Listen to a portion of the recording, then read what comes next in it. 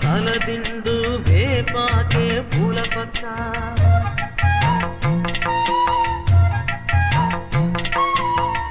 తల్లి శయనిస్తే జోలాలి పాడేబిడ్డ ఎన్ని నాళ్ళ పుణ్యమో ఈ వరం దొరికెనే ఆనందం పొంగెనమ్మా వెల్లువల్ల కన్నుల